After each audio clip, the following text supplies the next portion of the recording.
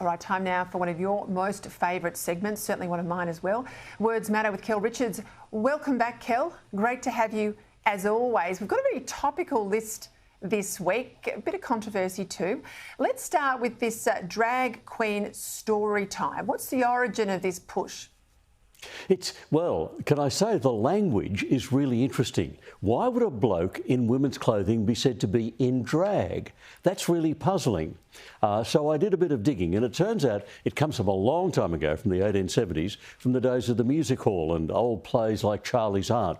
When a male actor got into women's clothing, he was said to be in drag because the women's dresses at the time literally dragged on the floor. That's why it's in drag. I find that fascinating. I mean, that's the sort of thing that wordies obsess over. So that's where drag comes from.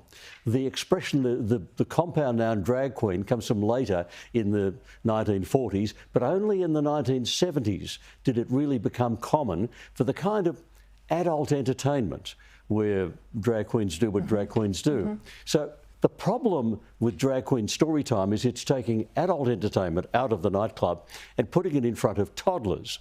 Now, as a grandpa, I think that's perilously close to child abuse. It's confusing little toddlers. I would think most people would agree with that. Yeah, look, I think if it's a diversity argument, have the drag queen story time with the 16, 17, 18-year-olds perhaps, but I don't like the preoccupation with kids that are in primary school and certainly really little ones, but that's for another time, I suppose. Another phrase that's cropped up, or a term of art, artificial intelligence. What's it really mean?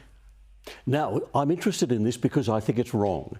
I think it's a really badly coined expression.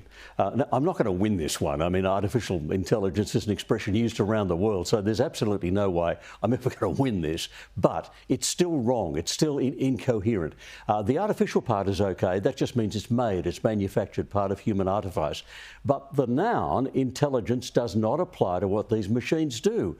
Intelligence means, look at any dictionary, intelligence means understanding. These machines don't understand anything. It's just calculation. Now, admittedly, it's really complex calculation and they do it really fast, but it is still just calculation. It's not understanding. They can't set goals and do understanding things. So it's not intelligence. What's actually changed is the interface between the machine and the human being.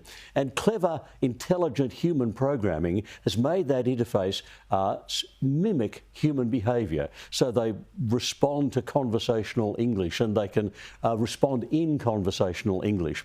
The result is, I think they should be called HMCs. Human mimicking computers. As I said, I'm not going to win this one, but whatever it is not intelligence.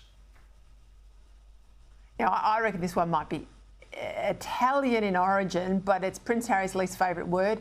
Obviously a key focus this week with that a car chase that wasn't in New York. What can you tell us about the origins of the word paparazzi? Yes, as Nigel Farage says, it took the paparazzi 2 hours to get away from Harry and Meghan. Yes, the word is Italian, you're perfectly right. It comes from Federico Fellini's 1960 movie La Dolce Vita. He needed to portray a character, fictional character, who was a celebrity photographer chasing celebrities. And he chose the name Paparazzo, which is a real family name, a real surname in Italy.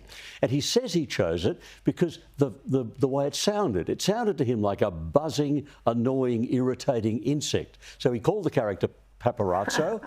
And so ever since that movie, they've been called paparazzo, and paparazzi is the plural of that. And we can decide, by the way, because the word's now been borrowed from Italian into English, whether we want to treat it as plural or singular. People want to talk about a paparazzo. I just think that gets confusing. I'd say paparazzi in English can be either singular or plural. There can be one paparazzi on the pavement or 12. So, but from Italian, from 1960, from a Fellini movie. Just a quick one. Porkies, right? I grew up in rhyming slang, so I know exactly where this has come from. But where do you, tell my viewers, they want to know, where does it come from, porkies? You already know, and what you know is exactly right. It is rhyming slang. Pork pies. Lies are pork pies. And you always drop the rhyming word and you use the first word. So you don't say pork pies, you say porkies. That's where it comes from. Hey, next week we might do a whole segment on rhyming slang, and we'll test good idea. ourselves, Yeah. because I get quite sad that it is missing from our language these days. But as I said, I grew up with it with my dad. Let's do some rhyming slang. Send us your rhyming slang, everyone at home. Peta Credlin AO is my Instagram, and Kel will send them to your website as well.